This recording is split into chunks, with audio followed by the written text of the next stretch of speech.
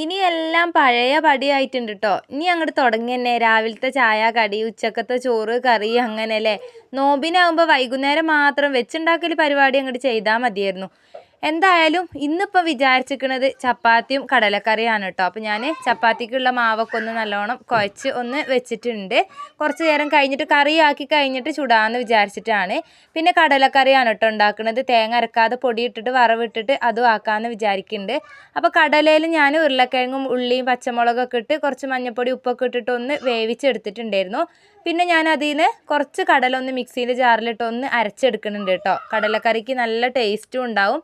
അതേപോലെ തന്നെ കറിക്ക് നല്ലൊരു കട്ടിയും കൊഴുപ്പൊക്കെ ഉണ്ടാവാൻ വേണ്ടിയിട്ടാണ് കേട്ടോ അങ്ങനെ ആക്കുന്നത്. എല്ലാവർക്കും അറിയണതായിരിക്കും, എന്നാലും ഞാൻ ചെയ്യുമ്പോൾ ഞാൻ ജസ്റ്റ് ഒന്ന് പറഞ്ഞതേ ഉള്ളൂ കേട്ടോ. അങ്ങനെ അതും അവിടെ അരച്ച് വെച്ചിട്ടുണ്ട്. ഇനിയിപ്പോൾ അതൊന്ന് വറവിട്ടെടുക്കുകയാണ്. വെളിച്ചെണ്ണ ഒഴിച്ച് കടുകും കറിവേപ്പിലയൊക്കെ ഒന്ന് ഇട്ടിട്ടുണ്ട്.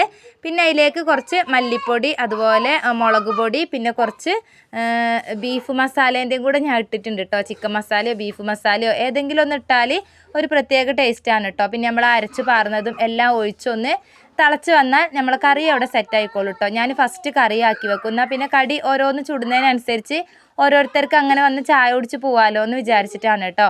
അങ്ങനെ അതും കഴിഞ്ഞതാ ചപ്പാത്തി ചുട്ടുകൊണ്ടിരിക്കുകയാണ്. ഞാൻ മൊത്തത്തിൽ എല്ലാതും ഒന്ന് പരത്തി ഒരു പ്ലേറ്റിൽ വെച്ചിട്ടുണ്ട്. പിന്നെ ചുട്ടെടുക്കുമ്പോൾ എനിക്ക് വേഗം അങ്ങോട്ട് ആയി കിട്ടും കേട്ടോ.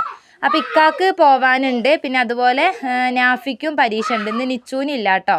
അപ്പോൾ ഇക്കാക്കും നാഫിക്കാണ് ഇപ്പോൾ പോവാൻ തിരക്കുള്ളത്. അപ്പോൾ അവർക്ക് രണ്ടാൾക്കും വേഗം ചായ ഒക്കെ കൊടുക്കുകയാണ്.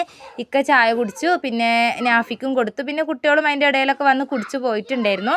അങ്ങനെ എല്ലാം ചുടലൊക്കെ കഴിഞ്ഞിട്ടുണ്ട്. ഇനിയിപ്പോൾ ഞാൻ ചായ കുടിക്കട്ടെ, എന്നിട്ട് വേണം എനിക്ക് ബാക്കിയുള്ള പണികളൊക്കെ ഒന്ന് എടുത്ത് തീർക്കാൻ. അപ്പോൾ ഇതാട്ടോ ഞാനും ചായ ഒക്കെ കുടിച്ച് എണീച്ചിട്ടുണ്ടായിരുന്നു.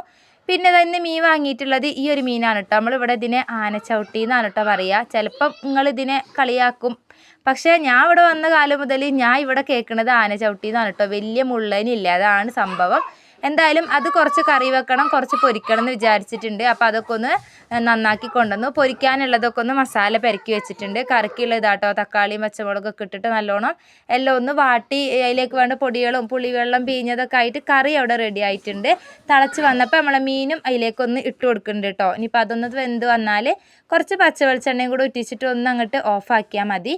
അപ്പോൾ കറിയും ആയിക്കോളും. പൊരിക്കാനുള്ള പിന്നെ ഞാനിപ്പം പൊരിക്കണില്ല കേട്ടോ. അതിന് വൈകുന്നേരം അല്ലെങ്കിൽ ഉച്ചയ്ക്ക് ചോറ് കഴിക്കാൻ നേരത്ത് പൊരിക്കാമെന്ന് വിചാരിച്ചിട്ടാണ്. അങ്ങനെ അതൊക്കെ കഴിഞ്ഞ് വേഗം തീ കത്തിച്ച് ചോറിനുള്ള വെള്ളവും കൂടെ വെച്ചിട്ടുണ്ട്. പിന്നെ അതാ പാത്രം കഴുകലും അടിക്കലും തുടക്കലും ബാക്കിയുള്ള എല്ലാ പണികളും തീർത്തിട്ടുണ്ട് കേട്ടോ. ഇനിയിപ്പം എന്താ പറയുക, ഇന്നത്തെ കലാപരിപാടികളൊക്കെ കഴിഞ്ഞിട്ടുണ്ട്. അപ്പോൾ ഇന്നത്തെ വീഡിയോ ഇത്രയേ ഉള്ളൂ കേട്ടോ. ബാക്കി നമുക്ക് അടുത്ത വീഡിയോയിൽ കാണാം.